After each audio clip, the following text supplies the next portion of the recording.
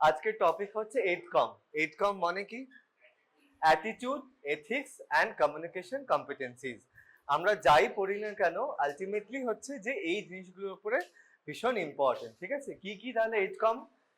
Attitude, এগুলো হচ্ছে নতুন ক্যারিকুলামে তোদের এসছে। Attitude, ethics and communication কম্পিটেন্সিজ।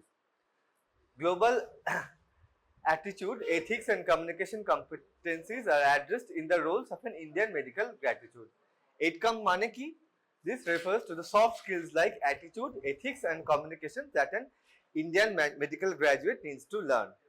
কি কি আমাদের পড়তে হয়? রোলগুলো আমাদের কি কি? একটা হচ্ছে, প্রথম হচ্ছে the clinician who understands and provides preventive, promotive, curative, palliative and holistic care with compassion. তাহলে সন্দীপ মনে থাকবে প্রথম রোলটা কি? Clinician who understands and provides preventive, প্রমোটিভ, curative, palliative and holistic care with compassion. তারপর হচ্ছে leader, leader and member of the health care system and system with the capabilities to collect, analyse, synthesise and communicate health data appropriately. এটাকে আমি একবার ভেঙে ভেঙে বোঝাচ্ছি। তুই একটা টিমের পুরো একটা লিডার। তুই যেখানে ধর যাচ্ছিস একটা ছোট হেলথ সেন্টারে, সেখানে ধর দুজন নার্সিং স্টাফ রয়েছেন, একজন একটা জুনিয়র হাউস স্টাফ রয়েছে বা তুই সেইখানে একটা, কিন্তু তুই সেই হেলথ টিমের কিন্তু তুই সেটা লিডার। ঠিক আছে, তুই কি কালেক্ট, অ্যানালাইজ অ্যান্ড সিনথেসাইজ, যা ধর ডেটা বা এরকম রিপোর্টস, ব্লাড রিপোর্ট আসছে, তুই সেগুলোকে মানে রিপোর্ট, পেশেন্ট রিপোর্ট গুলো দিয়ে গেলে তুই সেগুলোকে অ্যানালাইজ করবি, আর সেরকম অনুযায়ী যা পেশেন্টকে যা কমিউনিকেট করার কথা তার রিপোর্ট অনুযায়ী তুই সেটা করবি। তার মানে হচ্ছে যে তুই হচ্ছে সেই হেলথ টিমটার লিডার। একজন ল্যাবরেটরি টেকনিশিয়ান রয়েছেন, একজন নার্সিং স্টাফ রয়েছেন, দুজন জিডিএ রয়েছেন, যে কোনো একটা জায়গাতে তুই হচ্ছে সেই হেলথ টিমের লিডার। এগুলো সব থেকে ভালো বোঝা যায় হচ্ছে যে তুই কলকাতার মধ্যে কার কার বাড়ি? তোদের তো কলকাতা কর্পোরেশনের প্রতিটি জায়গাতে দেখবি এক একটা হেলথ সেন্টার রয়েছে ওয়ার্ড ভিত্তিক। ওখানে একজন করেই ডাক্তার থাকেন, একজন করে এরকম টেকনিশিয়ান থাকেন, একজন করে নার্স, একজন ফার্মাসিস্ট। ফার্মাসিস্ট ওষুধ দেন, নার্সিং স্টাফরা হেল্প করেন নার্সিং এর, ল্যাবরেটরি টেকনিশিয়ান গুলো ছোটখাটো কিছু ব্লাড টেস্টের রিপোর্ট গুলো দেন, আর পেশেন্ট মানে ডাক্তার হচ্ছে যে পুরো সেই টিমটার কিন্তু লিডার। কেমন? Communicator with patients, families, colleagues and community. এই ধর একটা হেলথ সেন্টারের একটা, আমরা একটা স্যাম্পল হিসেবে একটা হেলথ সেন্টারকেই ধরে নিচ্ছি 102। অনেকদিন আসিস নি তুই। কমিউনিকেটর উইথ পেশেন্টস, তুই কমিউনিকেট করবি একটা হেলথ সেন্টারে, বা ধর একটা কর্পোরেশন হেলথ সেন্টারে কেউ একজন পেশেন্ট এলো, পেশেন্টের সাথে কিন্তু বাকি যে স্টাফ, নার্সিং স্টাফ বা ল্যাবরেটরি টেকনিশিয়ান বা জিডিএ, তারা কিন্তু নয়। কমিউনিকেট, তার প্রবলেম বা এগুলো নিয়ে কিন্তু তুই কমিউনিকেট করবি উইথ পেশেন্টস, তাদের ফ্যামিলিজ বা কলিগসদের সাথে ডেটা কোনো শেয়ার করা, অ্যান্ড কমিউনিটি। অ্যান্ড কি? ডি, এই জিনিসটা সব থেকে বেশি important Sandeep, life long learner. যে কোনো জিনিস, আজকে ধর এই জিনিসটা হচ্ছে, কালকে সেই জিনিসটাই ধর সায়েন্সে ভুল প্রমাণিত হচ্ছে, তোকে কিন্তু সারা জীবন পড়ে যেতে হবে। ঠিক আছে? Life long learner, committed two continuous improvement of skills and knowledge, and professional who is committed two excellence, is ethical, responsive and accountable to patients, community and profession. তাহলে প্রফেশনাল জিনিসটা কি? এক্সেলেন্স, ঠিক করে কাজ করা। এথিক্যাল, সব সময়তে তমজিৎ একটা এথিক্স মেনে কাজ করা। কি তমজিৎ হাসি কেন? আর responsive and accountable to patients, community and profession. এই জিনিসগুলো কি কি? The Indian medical graduate must be able to function in the following roles. The clinician, ওই এই জিনিসগুলো, এই পয়েন্টগুলো আমাদের এই জিনিসগুলো লেখা ছিল, ওইগুলো পয়েন্ট 2.1 ক্লিনিশিয়ান যেরকম ছিল, who understands and provides preventive, promotive, curative, palliative and holistic healthcare. Leader, যেটা আমি বলছিলাম, leader and member of the healthcare team and system with capabilities to collect, analyze, synthesize and communicate health data appropriately. Communicator with patients, families, colleagues and community. and lifelong learner, সারা জীবন ধরে শিখবি, with committed to continuous improvement of skills and knowledge, and professional who is committed to excellence, is ethical, responsive and accountable to patients, community and profession. Communicator with patients, families, colleagues and community.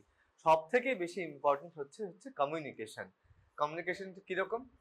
It demonstrates the ability to establish professional relationships with patients and families that are positive, understanding, human, মানে মানবিক, ethical, empathetic and trustworthy. Communication is a professional relationship মানে কি Sandeep? Professional relationship বলতে আমি কি বোঝাচ্ছি? Professional relationship বলতে আমি একদম ডক্টরের সাথে পেশেন্ট, পুরো প্রফেশনাল রিলেশনশিপ, ঠিক আছে? Communicator with patients, families and community, তার প্রথম জিনিসটা হচ্ছে demonstrates the ability to establish professional relationship, একদম কখনো কোনো পার্সোনাল রিলেশনশিপে যাবে না, with patients and families that are positive, understanding, ধর আন্ডারস্ট্যান্ডিং বা হিউম্যান মানে কি, ধর তার একটা তোর লাং ক্যান্সার বায়োপসি রিপোর্ট এলো, তুই তাকে তাহলে বুঝিয়ে বলবি, দেখুন আপনার বায়োপসি বা ইয়েতে ম্যালিগনেন্সি এসছে বা এসছে একটা হিউম্যান ভাবে, বায়োপসি এসছে অপারেশন করবেন না তো মরে যাবেন, এইরকম ভাবে না, with an empathy, human, ethical, empathetic and trustworthy. হ্যাঁ হ্যাঁ, স্পষ্ট কথায় কষ্ট নেই, ঠিক, একদম, আই এগ্রি উইথ দ্যাট। হ্যাঁ, কিন্তু তাও তোকে একটু হিউম্যান ভাবে বলতে হবে। কমিউনিকেশন যেটা আমি বলছিলাম তমজিৎ, চেষ্টা করতে হবে অ্যাটলিস্ট। রিয়েলিটি আর প্র্যাকটিক্যালের মধ্যে অনেকটা তফাৎ আছে, এটা মেনে নে, আমি মেনে নিচ্ছি, বাট হ্যাঁ, অ্যান্ড হ্যাঁ অফকোর্স সব সময়তে যেটা বড় কথা হচ্ছে তমগ্ন, স্বর্ণাভ একটা জিনিস হচ্ছে যে সব সময়তে একটা written documentation.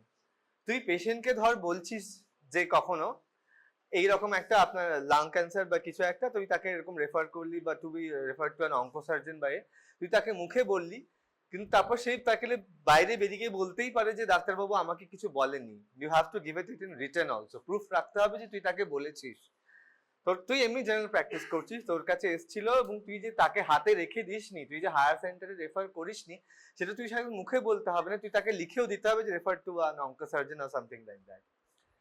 Communication is a fundamental prerequisite in the medical profession, and bedside clinical skills is crucial in ensuring professional success for doctors. ঠিক আছে, এইটা হচ্ছে একদম ফান্ডামেন্টাল একটা prerequisite, and bedside clinical skills, ঠিক আছে, যাতে বেডসাইড ক্লিনিক্যাল ইয়ে করে এক্সামিনেশন করতে যাতে বুঝতে পারিস, এটা একদম crucial and ensuring professional success for the doctors. এই module provides students with an introduction to doctor-patient communication. কি কনসেনসাসে আমরা কাজ করি, the Kalamazoo Consensus Statement 1 provides a working model of teaching and communication skills that may be used to impart communication skills. তাহলে আমরা দেখি কি কি communication skills: respectful, non threatening, non judgemental and an empathetic manner. Non judgemental মানে কি জিনিসটা? Judgmental মানে কি আমরা বুঝি যে আমরা খুব জাজ করছি। একটা ধর একটা ইয়াং পেশেন্ট তোর কাছে এলো, ঠিক আছে, আরে এইডস দিয়েই তো তোর কাছে আসবে না যে ডাক্তারবাবু আমার এইডস হয়েছে, তার একটা ধর একটা পেনাইল আলসার হয়েছে, ঠিক আছে, কিছু একটা আলসার হয়েছে, তুই আলসারটাকে দিয়ে প্রথমে তো তুই বলবি না, তুই আচ্ছা হ্যাঁ এবার বল, তুই আলসারটাকে দিয়ে পেনাইল আলসারটাকে নিয়ে তুই তাহলে প্রথমেই কি বলবি? তুই তো নিশ্চয়ই তাকে বলবি না যে আপনি ভিডিআরএল বা এই সমস্ত টেস্ট গুলো করে আনুন, তারপরে রিপোর্ট, তারপরে আমি আপনাকে দেব ওষুধ দেব। তুই তাকে একটা ব্রড সিমটোম্যাটিক একটা ডক্সিসাইক্লিন ব্যাজিথ্রোমাইসিন দিবি, ওই ইঙ্গুনাল বিবোর যেরকম পড়েছিল ওইটা, লিম্ফ নোড আছে কিনা প্যালপেট করবি, পেইন আছে কিনা জিজ্ঞেস করবি, একটা ডক্সিসাইক্লিন বা দিলি, তারপরে একটা ইয়ে করতে দিলি, সেরোলজি করতে দিলি, সেরোলজি পাঠালি, ভিজিআরএল পজিটিভ এলো, তুই তখন তুই তাকে বলবি না যে আপনি কোথায় কোথায় যান, আপনি কি সব করেন, সেটা হচ্ছে জাজমেন্টাল। তুই একদম নন জাজমেন্টাল হয়ে বলবি যে আপনি কি কোনো জায়গাতে মানে আনপ্রোটেক্টেড সেক্স করেছিলেন, কোনো ফিজিক্যাল রিলেশনশিপে গেছেন কিরকম সেরকম, বা অন্য এরকম এমনি নর্মাল একজন পার্টনার ছাড়াও কি আপনার কি মাল্টিপল পার্টনার আছে কিন্তু আপনার রোগটা সেই রকম বলছে, সেই জিনিসটাকে বলা হচ্ছে যে non judgemental. You can not be judgemental. একটা এরকম পেশেন্ট আসতেই পারে STD, but you can not be judgemental যে আপনি খুব খারাপ লোক, আপনি এখানে সেখানে ঘুরে বেড়ান, ঠিক আছে? You have to be non judgemental and an empathetic manner. হ্যাঁ, কালামাজু কনসেনসাস একটা কনসেনসাস যেটা এইরকম ভাবে নেওয়া হয়েছিল একটা, সেই কনসেনসাসটাকে কালামাজু কনসেনসাস বলে। কার্ডিনাল পিলার্স অফ এথিক্স কি কি? অটোনমি, বেনিফিসেন্স, তাতে কার কার বেনিফিট হচ্ছে, নন ম্যালিফিসেন্স অ্যান্ড জাস্টিস। এথিক্স গুলো কি কি? এথিক্স গুলো কি কি নাইজা? means moral principles that govern the person's behavior or the conducting of an activity. প্রথম জিনিসগুলো কি কি এথিক্স এর মধ্যে পড়ছে? Patient autonomy, the allowing a capable person to exercise the right to make own decisions and only facilitating in such decision making like informed consent. তুই একটা পেশেন্টকে বলছিস ধর ইনফর্মড কনসেন্ট, তার কোনো একটা ব্লাড টেস্ট নেওয়ার সময় তো একটা কনসেন্ট নিতে হবে, ইনফর্ম কনসেন্ট। যে আপনি এসছেন তার মানেই যে আপনাকে টেস্ট করতে হবে সেরকম নয়। যদি দেখুন এই আপনারটা রোগটা হয়েছে, আপনার ধরুন এরকম উইকনেস, সুগারের একটা ধর পেশেন্ট এসছে, উইকনেস হচ্ছে, পলিইউরিয়া হচ্ছে, পলিফেজিয়া হচ্ছে, পলিডিপসিয়া হচ্ছে, তুই তাকে বলবি যে দেখুন আমি সাসপেক্ট করছি এটা সুগার হতে পারে, এমনি তো বুঝতে পারবো না, তো ওই জন্য আপনাকে আমি ইনফর্ম করছি, সেটা দেখার জন্য আপনাকে এরকম দুটো করতে হবে, পিপি আর মানে একটা ফাস্টিং আর পিপি, একটা না খেয়ে এবং একটা খেয়ে। কেন শুধু তখন ইনফর্মড আবার কখন করতে হবে? ও তোকে বলবে যে ডাক্তারবাবু একটা করলে হবে না, শুধু ফাস্টিংটা, বললো যে না কখনো শুধু ফাস্টিংটাতে ধরা পড়ে না, পোস্ট প্যান্ডেল হতে পারে, ওই জন্য দুটো করতে হবে। বা কখনো দুটোই আসতে পারে, তখন তাহলে তো কি করতে হবে? 3 মাসের গ্লাইসেমিক কন্ট্রোল দেখার জন্য HbA1c করতে হবে। তুই যে তাকে এই যে পুরো 3টে টেস্ট দিবি, তাকে ইনফর্ম করতে হবে যে কেন তুই তাকে করাচ্ছিস, ঠিক আছে? ধরো একটা মোটামুটি একটা শিক্ষিত লোক, সে বুঝতে পারে, তাকে ইনফর্ম কনসেন্ট দিতে হবে। কিন্তু দুঃখের বিষয় এই যে জিনিসটা আমাদের দেশে নর্মাল পপুলেশনে তুই অতটা শিক্ষিত পেশেন্ট খুব বেশি পাবি না, until and unless you are sitting in Apollo or Ruby or Desun এরকম ভালো জায়গাতে ছাড়া, বা পিয়ারলেস, খুব বড় লোক পেশেন্ট ছাড়া এবং জেনারেল হসপিটালসে এরকম ইনফর্ম কনসেন্ট দেওয়ার মতো পেশেন্ট পাওয়া মুশকিল। এটা ফ্র্যাঙ্কলি স্পিকিং, যেটা তুই বলছিলি তমজিৎ, যে এরকম প্র্যাকটিক্যাল লাইফে পসিবল কিনা। ইনফর্ম পেশেন্ট সবসময়তে হওয়ার কথা নয়, তাও যতটুকু নিজেদের ওদের ভাষাতে বুঝিয়ে বলা যে তার এইগুলো দরকার। এটা হচ্ছে তাহলে উনাইজা পেশেন্ট অটোনমি। অ্যালোয়িং আ কেপেবল পারসন, কথাটা খুব ভালো করে লক্ষ্য রাখো, অ্যালোয়িং আ কেপেবল পারসন, তার কেপেবিলিটি তোমাকে জাজ করতে হবে, তার এডুকেশনাল লেভেল বা তার আন্ডারস্ট্যান্ডিং লেভেল তোমাকে বুঝতে হবে। একটা গ্রামের চাষা অ্যান্ড ধরো একটা শহরে একটা সফটওয়্যার কোম্পানির ইঞ্জিনিয়ার, দুজনের ক্যাপাবিলিটিস কিন্তু একরকম হবে না, তাকে তার ভাষাতে তোমাকে বুঝিয়ে বলতে হবে। That is the word allowing a capable person to exercise the right to make its own decisions and only facilitating in such decision making like informed consent. তারপরের পয়েন্টটা কি? beneficence, the patient's right to improvement or restorations of their health. পেশেন্টের right রয়েছে যে ওর যাতে হেলথটা improve বা restoration হয়, ওকে বোঝাতে হবে যে আপনার এটাতে ভালো হবে, ঠিক আছে? নন ম্যালিফিসেন্স and obligation not to inflict harm on others. Social justice, fair and non-discriminatory distribution of the limited resources and prioritizing the need and distribution proportionate to the need. আচ্ছা, এই জিনিসটা কি?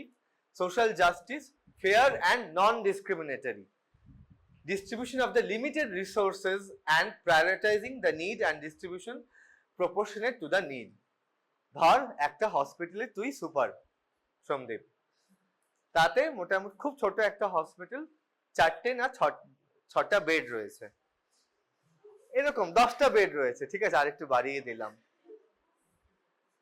এখন তোকে মোটামুটি 7-8টা বেডে 8টা বেডে পেশেন্ট রয়েছে, দুটো বেড ফাঁকা আছে, 9টা বেডে পেশেন্ট রয়েছে, একটা বেড ফাঁকা আছে।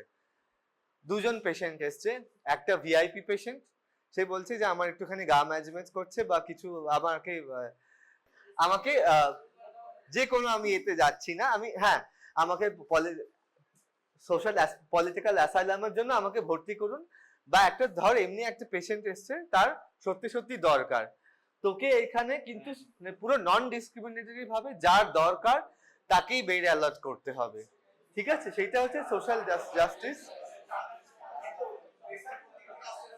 হ্যাঁ, সেটাই, মানে ফেয়ার অ্যান্ড নন ডিসক্রিমিনেটরি। তোকে তাহলে সন্দীপ এগুলো আমাদের সব সময়তে ফেয়ার অ্যান্ড নন ডিসক্রিমিনেটরি ভাবে জাজ করতে হবে, যে যার সত্যি সত্যি দরকার তাকে আমি রিসোর্সেস গুলো দিচ্ছি, কেমন?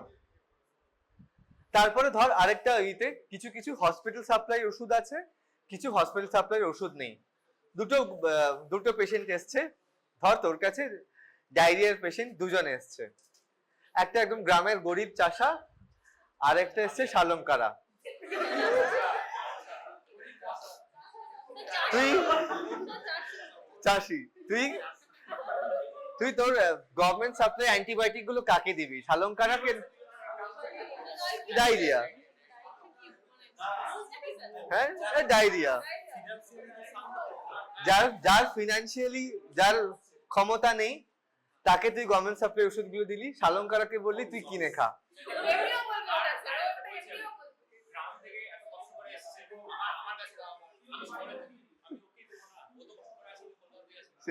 আমি তাও বলছি আর কি, ঠিক আছে?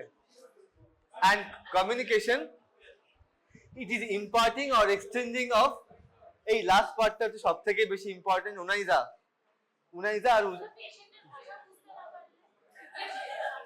হ্যাঁ, এইটা একটা জিনিস কিন্তু খুব ভীষণ ইম্পর্টেন্ট। পেশেন্টের ভাষা বুঝতে না পারলেও তাকে বারবার বলে জিজ্ঞেস করতে হবে যে সে কি জিনিসটা চাইছে। প্রতিটা, ইভেন কি আমাদের ওয়েস্ট বেঙ্গলের প্রতিটা জায়গার ডায়ালেক্ট গুলো আলাদা। একটা বাঁকুড়ার মানুষের বাংলা আর আমাদের কলকাতার শুদ্ধ বাংলার কিন্তু একদমই মিল নেই। Communication it is imparting or exchanging of information by speaking, writing or using some other media. তুই তাকে ভালো করে বুঝিয়ে জিজ্ঞেস করতে হবে, কমিউনিকেট করতে হবে, ঠিক আছে? autonomy জিনিসটা কি? This is the philosophical underpinning for autonomy as interpreted by philosophers Immanuel Kant. autonomy জিনিসটা কোত্থেকে এসেছে? This is the philosophical Tamojit. This is the philosophical underpinning for autonomy as interpreted by কারা interpret করেছিল? By philosophers like Immanuel Kant and John Stuart Mill, and accepted as an ethical principle, that is that all the persons have intrinsic and unconditional worth and therefore should have the power to make rational decisions and moral choices, and each should be allowed to exercise his or her capacity for self-determination. To make rational decisions and moral choices. ধর সন্দীপ ওই তোর পেশেন্টটা, এসটিডির পেশেন্টটা, ও তোর পেশেন্টের যেটা আমি বলছিলাম, সেই পেশেন্টটাকে তার rational decision and moral choices তাকে তোকে কি বলতে হবে? যে যতক্ষণ না আপনার এটা সারছে, আরে সেটা না, আপনি কোনো মেলামেশা করতে হলে প্রোটেকশন নিয়ে করবেন, নাহলে আপনার থেকে কিন্তু ভয়াবহ ভাবে ছড়াবে সেটা। তাকে মোরাল চয়েসেস এবং রেশনাল ডিসিশন মেকিং এ তোকে বলতে হবে। You have to counsel that patient, ঠিক আছে? informed consent. Informed consent টা কি Unaiza? An informed consent for a medical or surgical procedure for the research or that the patient subject must be, এই point গুলো দেখ, এগুলো সারা জীবন লাগবে। ওরে সোনারপুর তো মধ্যমগ্রাম, হ্যাঁ তুই তো সোনারপুর, মন দিয়ে শোন, এগুলো সারা জীবন লাগবে। ইনফর্ম কনসেন্ট, যে কোনো বড় সার্জিক্যাল প্রসিডিউরের আগে ইনফর্ম কনসেন্ট হচ্ছে must. and informed consent for a medical or a surgical procedure or for research are that the patient or subject must be competent to understand and decide, receives a full disclosure. তুই ধর তাকে একটা ওটি করছিস, তার অ্যানাস্থেসিয়ার আগে কি কি তার প্রবলেমস হতে পারে, অ্যাসপিরেশন নিউমোনিয়া হওয়া থেকে আরম্ভ করে কার্ডিয়াক অ্যারেস্ট, যা পুরো 1% এরও চান্স আছে, সমস্ত কিছু তাকে লিখে তাকে দিয়ে সই করাতে হবে, তাকে বলতে হবে। receives a full disclosure, comprehends the disclosure. তুই ধর তার একটা সার্জিক্যাল টার্ম লিখে দিলি, আপনার এমবলিজম মানে আইভি একটা কিছু করছিস, তার এম্বলিজম হতে পারে, এম্বলিজম লিখে you can suffer from embolism লিখে তুই তাকে সই করে নিলি। পেশেন্ট একটা লেম্যান কিন্তু এম্বলিজম মানেও জানবে না। তমজিৎ, একটা ধর পেশেন্টকে এরকম একটা কার্ডিয়াক প্রসিডিওর বা অ্যাঞ্জিওপ্লাস্টি করছিস, কার্ডিওলজিস্ট হয়েছিস তুই বড় হয়ে, ঠিক আছে, তুই এটা অ্যাঞ্জিওপ্লাস্টি করছিস, তার সেখান থেকে তুই চ্যানেল করার সময় তার এম্বলিজম হতে পারে। Patient can suffer from embolism, I have given inform consent, তুই বলে সই করে নিলি, সেইটা কিন্তু আনএথিক্যাল। তোকে তাকে বোঝাতে হবে যে দেখুন আমি যখন একটা জিনিস ইনসার্ট করছি সেখানে একটা যে কোনো একটা এয়ার বাবল গিয়ে আপনার এইটা কোনো একটা আর্টারি বা হার্ট এরকম ব্লক করতে পারে, সেই জিনিসটাকে মেডিকেল পরিভাষাতে এম্বলিজম বলা হয়। ইউ হ্যাভ টু কম্প্রিহেন্ড করতে হবে তুই যেটা, হ্যাঁ ঠিক আছে ঠিক আছে, তুই যেটা ডিসক্লোজার করলি সেটা যেন পেশেন্ট ভালো করে তাদের নিজেদের ভাষায় বোঝে, ঠিক আছে, বোঝার পরেই যেন সাইন করে। তুই একটা এমনি একটা, হ্যাঁ, তো কি তাকে পুরো বুঝিয়ে বলতে হবে যে আমি আপনাকে প্রতিটা পয়েন্ট ধরে বুঝিয়ে বলে তারপর তাকে সই নিতে হবে। ওই যে আপনার ওটি হবে, তার সামনে এই যেগুলো লেখা আছে সই করে ওটিতে ঢুকে পড়ুন, সেই রকম ভাবে নয় কিন্তু। হ্যাঁ হ্যাঁ, তখন তাও মোটামুটি দুটোর একটা ইয়ের মধ্যে ফিজিক্যাল যে যাত্রাটা, তুই তো তাকে তো একটা ওটির জন্য তো তাকে তুই বলতে পারিস যে ইনফর্ম কনসেপ্ট আপনি বাড়িতে নিয়ে গিয়ে পড়ুন, তোকে ওখানেই যতটুকু বোঝাতে হবে। আর হচ্ছে এইটা দেখ, লাস্ট পার্টটা হচ্ছে যে অ্যাক্ট ভলান্টারিলি। এই জিনিসগুলো এখন নাহলে ভীষণ উঠছে যে ডাক্তারবাবু আমাকে বলেছিলেন যে এই জিনিসটাতে সই না করলে আমার ওটি হবে না, তাই আমি চাপে পড়ে করতে বাধ্য হয়েছি, সেরকম নয়। The patient has to act voluntarily, যে না আমাকে ডাক্তারবাবু পুরোপুরি বুঝিয়ে বলেছেন, আমি ভলান্টারিলি এই জিনিসগুলোর ইনফর্ম কনসেন্ট দিয়েছি। The patient has to act voluntarily and consent to the proposed action, তারপরে আমি ওটি বা এই জিনিসটার কনসেন্ট দিয়েছি। কেমন? এই পার্টগুলো প্রতিটা ভীষণ ইম্পর্টেন্ট। তাহলে একবার আমি 102 আবার বলছি, সমর্পিতা, an informed consent for a medical or surgical procedure are that the patient or subject must be competent to understand and decide, নিজে তাকে বিচার করতে হবে, receives a full disclosure, comprehends the disclosure, acts voluntarily and consents to the proposed action. Truth telling, truth টেলিংটা কি? তাকে একদম সত্যি করা, ঠিক করা বলা। বেসিক্যালি এই জিনিসগুলো কিসে কিসে আসে সন্দীপ? এই ক্যান্সার ফেন্সার সিচুয়েশন গুলোতে, যে তাকে একদম সত্যি কথা বলা, যে তার 5 ইয়ার সার্ভাইভাল রেট কত, সেই আদৌ কিরকম ভাবে তার প্রগনোসিস হতে পারে। ধর একটা ম্যালিগনেন্সি বা কিছু নিয়ে এসছে, তার সেই জিনিসটার রিসেকশনের পরও তার চান্স অফ সার্ভাইভাল কতটা, তারপরে সেখান থেকে মেটাস্টেসিস হতে পারে কিনা, এই জিনিসগুলো ট্রুথ টেলিং। তুই একদম পুরো গুছিয়ে বলা যে দেখুন পেশেন্ট টু পেশেন্ট যেটা ভ্যারি করে, হ্যাঁ, যে আপনি যাতে 5 বছরও বাঁচতে পারেন বা 1 বছরও বাঁচতে পারেন, বা HIV পেশেন্টের। शार्दुल आप इतने देर क्यों आए? आप बैठिए। So Shardul, we are doing 8Com, attitude, ethics and communication. उस पार्ट पे ट्रूथ टेलिंग आपको जगह नहीं मिल रहा है, लास्ट बेंच पे है शायद, उस कैमरा के पास जाएगा ऐसे ना, आप स्वर्णभोग को पास बैठिए।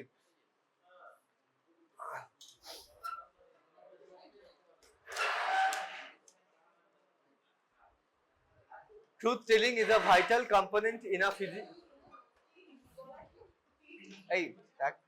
Truth telling is a vital component in a physician-patient relationship. Without this component, the physician loses the trust of the patient. তোকে তাকে পুরো গুছিয়ে বলতে হবে সেই জিনিসটা কি। ধর একটা পেশেন্টের STD হলো, সেখান থেকে যে তার এইডসও হতে পারে বা সেই জিনিসটা। An autonomous patient has not only the right to know of his or her diagnosis and prognosis, but also has the option to forego this disclosure.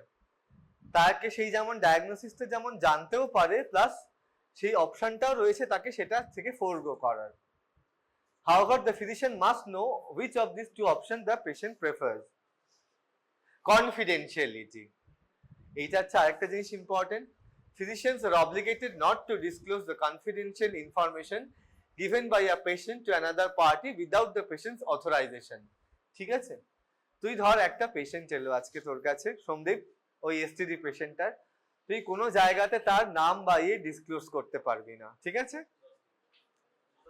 একদম, এটা তো একটা সোশ্যাল স্টিগমা।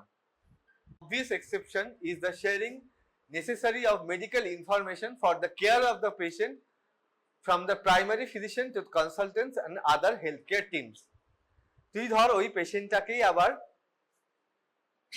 ইউরোলজিক্যাল কোনো সমস্যা হচ্ছে কিনা দেখার জন্য স্বর্ণাভ তখন ইউরোলজিস্ট ওর কাছে পাঠালি, ঠিক আছে? তুই আচ্ছা, হ্যাঁ, তুই তখন সেটা প্রফেশনাল বেসিসে শুধুমাত্র স্বর্ণাভকে বলতে পারিস, ঠিক আছে? বা তার অন্য কোনো মেডিকেল কিছু, ধর রিউমাটার কিছু একটা সাসপেক্ট করছিস, তোর তমজিৎ হয়েছে রিউমাটোলজিস্ট, তমজিতের কাছে পাঠিয়েছিস রিউমাটোলজিস্ট, মানে রিউমাটিক, সেটা ঠিক বলে দিবি যে আপনার রিউমাটিক সিস্টেম বা এরকম হাড় গোড় বা জয়েন্টের, যাকে সেইটা হচ্ছে তুই কনসালটেন্ট বা তাদের তোর নিজের পিয়ারদের মধ্যে এটা ডিসকাস করতে পারবি, ঠিক আছে? ও হ্যাঁ, অ্যান্ড হেলথ কেয়ার টিমস, তার এইচআইভি হয়েছে, ঠিক আছে, তার তুই তাকে ব্লাড টান, এরকম এসটিডি হয়েছে, তুই ধরে নিচ্ছিস যে এবার এসটিডি পেশেন্টটার এরকম একটা জেনিটাল আলসার নিয়ে এসছে, তুই ভিডিআরএল করতে তাকে ব্লাড নিতে পাঠালি। ধর স্বর্ণাভর একটা বিশাল বড় ল্যাব রয়েছে হাতিবাগানের মোড়ে, তোকে স্বর্ণাভকে বলতেই হবে যে ভাই আমি একটা এসটিডির পেশেন্টকে পাঠাচ্ছি, তুই তোর 30% থেকেও বড় কথা স্বর্ণাভর যে টেকনিশিয়ানটা রয়েছে তাকে তো বাঁচতে হবে, সে যেন একদম গ্লাভস পরে খুব ভালো করে নিয়ে প্রিকশন, ইউনিভার্সাল প্রিকশন নিয়ে তারপরে এই পেশেন্টের ব্লাডটা টানিস। এটা নর্মাল সুগারের ব্লাড টানতে পাঠাচ্ছি না, ভুলেও যেন এই পেশেন্টটা গ্লাভস মাস্ক ছাড়া যেন কাজ এটা না করে, একদম ডাবল গ্লাস পরে ইউনিভার্সাল প্রিকশন নিয়ে ধরে। এই জিনিসটা তাকে হেলথ কেয়ার টিমদের কাছে তোকে কমিউনিকেট করতে হবে, এইখানে কিন্তু তাকে জানাতেই হবে, ঠিক আছে? এমনি একটা নর্মাল সুগারের পেশেন্টকে পাঠালি, এই স্বর্ণাভ আজকে একটা পেশেন্ট পাঠালাম টেনে নিস, ঠিক আছে, ঠিক আছে, কিন্তু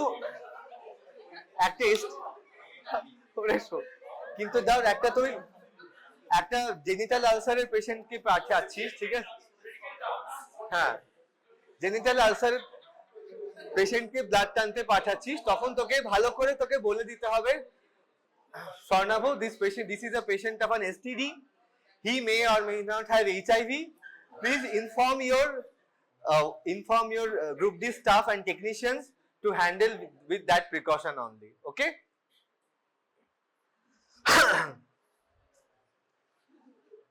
তারপরে ধর সে একটা বয়স্ক পেশেন্ট প্রচন্ড কাশছে, তার স্পুটাম হচ্ছে, ঠিক আছে, তারপরে তুই চেস্ট স্পেশালিস্ট হচ্ছে সেই জ্যোতির কাছে পাঠাচ্ছিস, তুই ফোন করে ওকে বলে দিবি যে একটা পেশেন্টকে পাঠাচ্ছি, নর্মাল পেশেন্ট নয়, তুই মাস্ক পরে একে দেখবি, যাতে সে যদি মাস্ক পরে ওকে দেখে, কারণ ওই পেশেন্টটা যদি ওর এরকম ভাবে হ্যাচ্চ করে দেয় সেজুতির মুখে, তা সেজুতি তো গেল, কি তাই তো? তখন এইখানে তুই ইনফর্ম করবি, এইখানে তুই কনফিডেন্সিয়াল রাখার কিছু নেই। In the present day modern hospitals with multiple point of tests and consultants and the use of electronic medical records, there has been erosion of confidentiality. Beneficence जिनिसटा की आई शार्दुल, आप इतना देर आके भी क्यों बात कर रहे हो बेटा?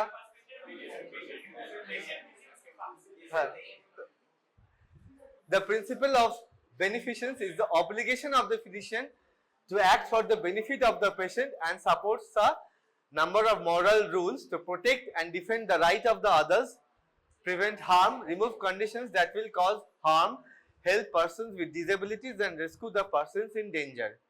Beneficence diseaseটা কি? The principle of beneficence হচ্ছে একটা পেশেন্টের ফিজিশিয়ানের একটা অব্লিগেশন রয়েছে to act for the benefit of the patient and supports a number of moral rules to protect and defend the right of the others. বাকিদেরও আচ্ছা হ্যাঁ, defend the right of the others. ধর একটা বিবাহিত লোকের আচ্ছা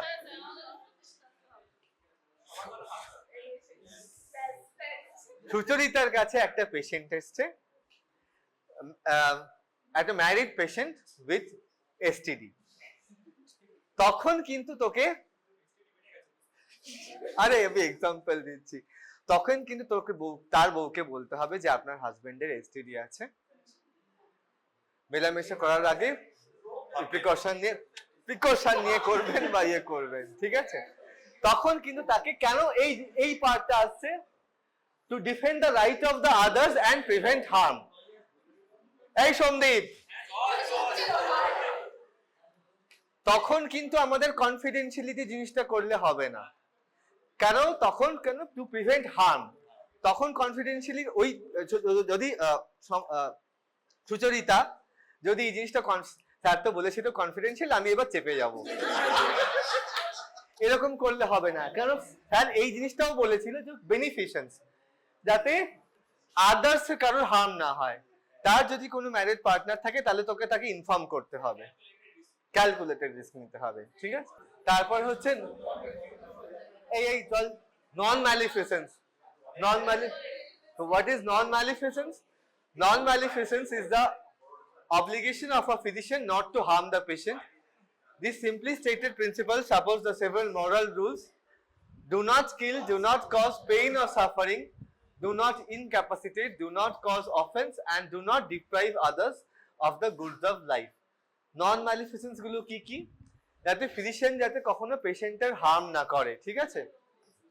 ধর একটা পেশেন্টের একটা অ্যাপেন্ডিসাইটিস একটা রয়েছে পেশেন্টের, তোর পিছনে শুনছিস তুই? তার কোনো সিমটোম্যাটিক ইয়ে হচ্ছে না, ঠিক আছে? সেটাকে তুই রেখে দিলেও পারিস, কিন্তু তুই তাকে বললি যে না আপনার একটা অ্যাপেন্ডিক্সটা রিমুভ করতেই হবে, তুই সেইভাবে করবি না।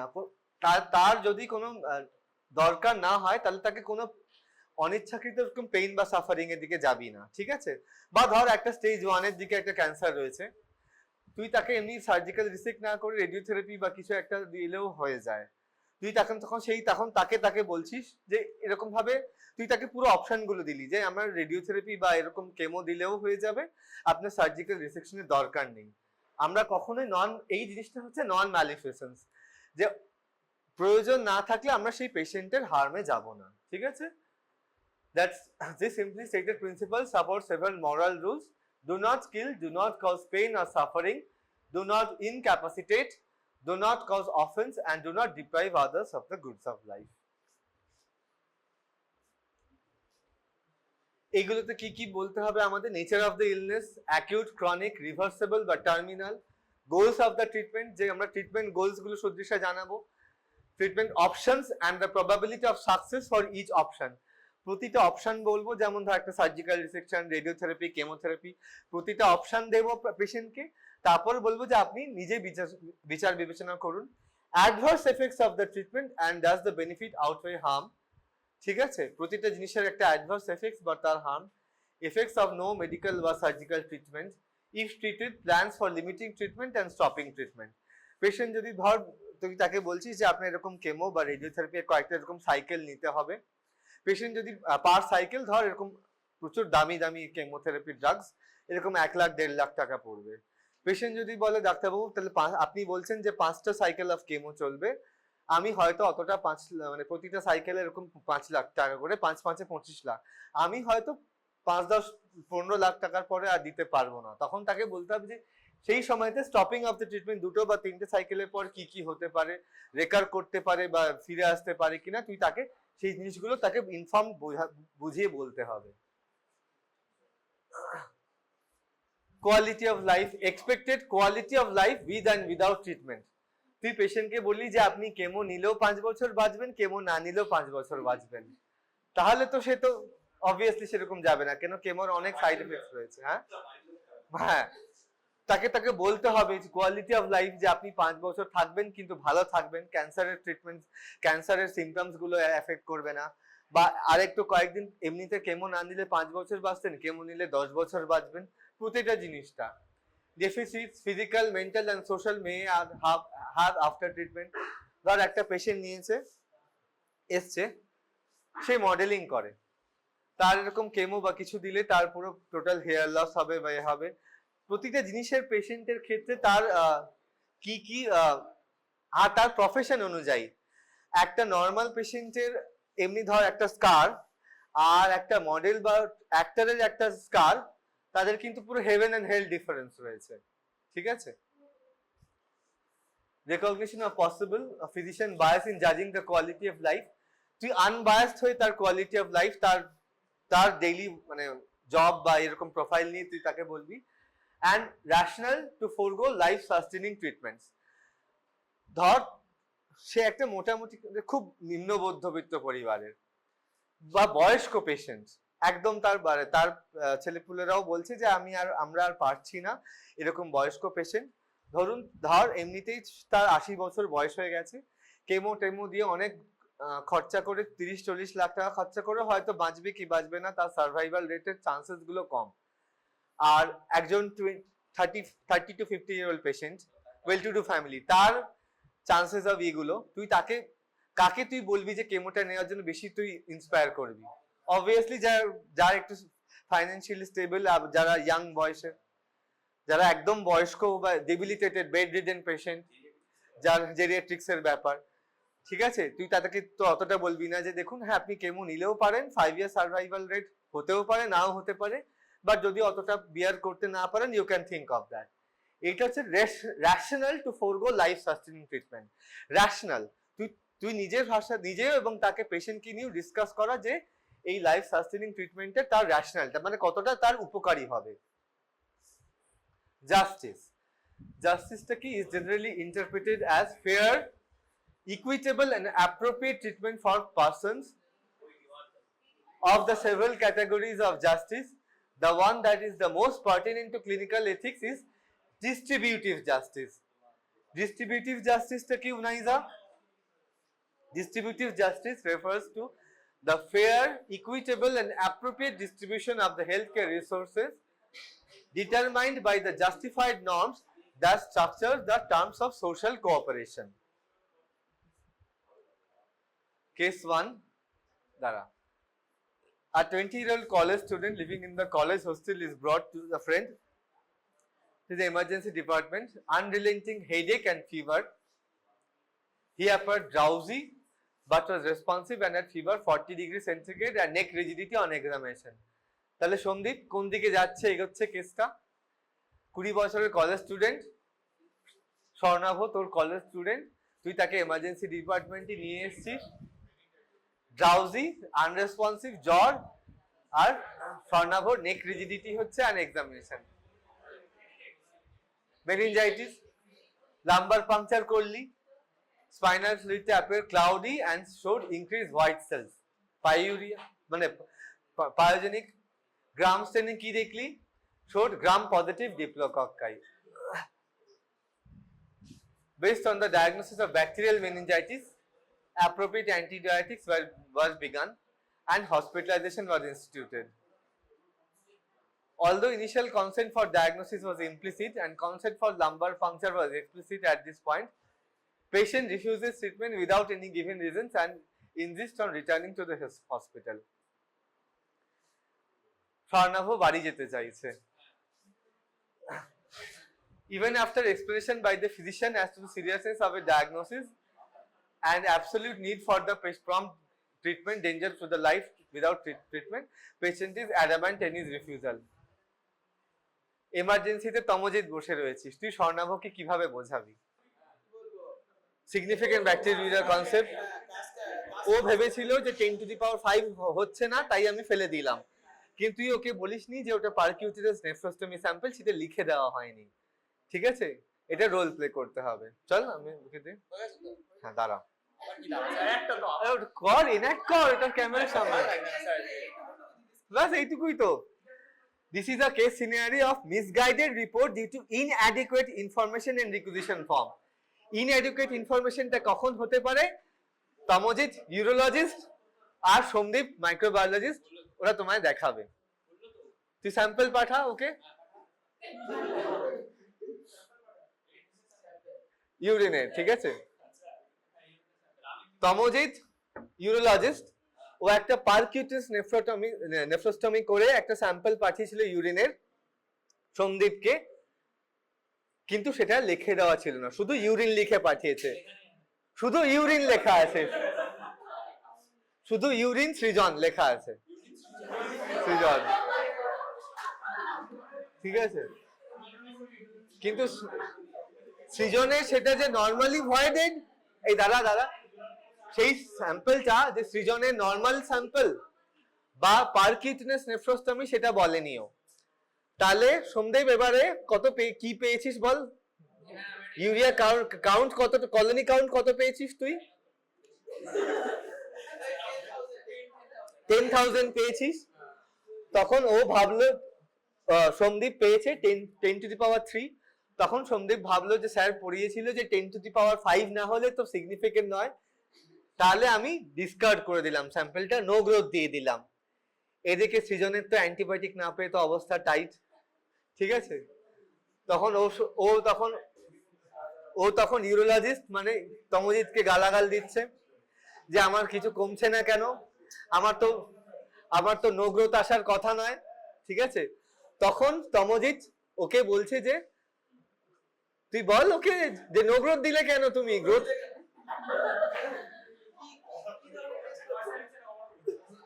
আর এরকম না। সোমদীপ বল যে এটা 10 to the power 5 কলোনি অব্দি আসেনি, 10 to the power 3 এসেছিল, বল ওকে।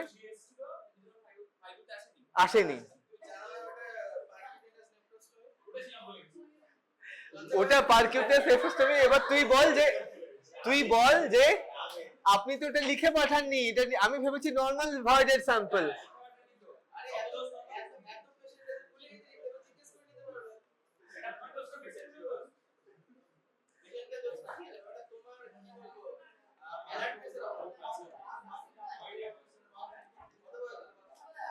of rejection of the samples due to improper collection, ঠিক আছে।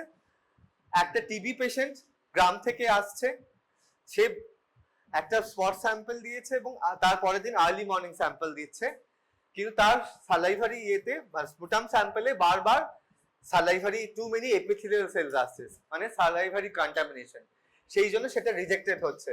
So here she is the clinician, chest physician, and she is the patient. They will be enacting and she will make the patient understand why this sample is being disqualified due to improper collection. And she has also given blood sample, but it is coming with regularly contaminated with skin contaminants like micrococcus. So she will also make understand the patient of proper collection of after proper cleaning of that area. Now make her understand.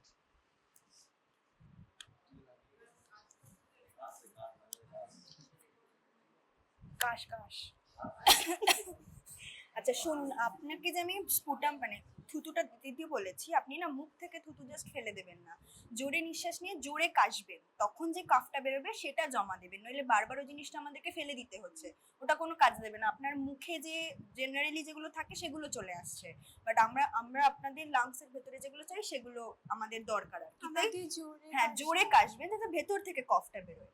আর আপনি যখন ব্লাডটা আপনার নিচ্ছে, জায়গাটা ভালো করে clean করছেন কিনা একবার দেখে নেবেন, কারণ সেখানেও বাইরের মানে নোংরা যে মাইক্রোকক্কাস সেগুলো চলে আসছে। না জল দিয়ে নয়, স্পিরিট দিয়ে ওটা ক্লিনিশিয়ালি করে নেবেন, কিন্তু আপনি বলবেন যে আপনি 30 কিলোমিটার দূর থেকে আসছেন, মানে অনেক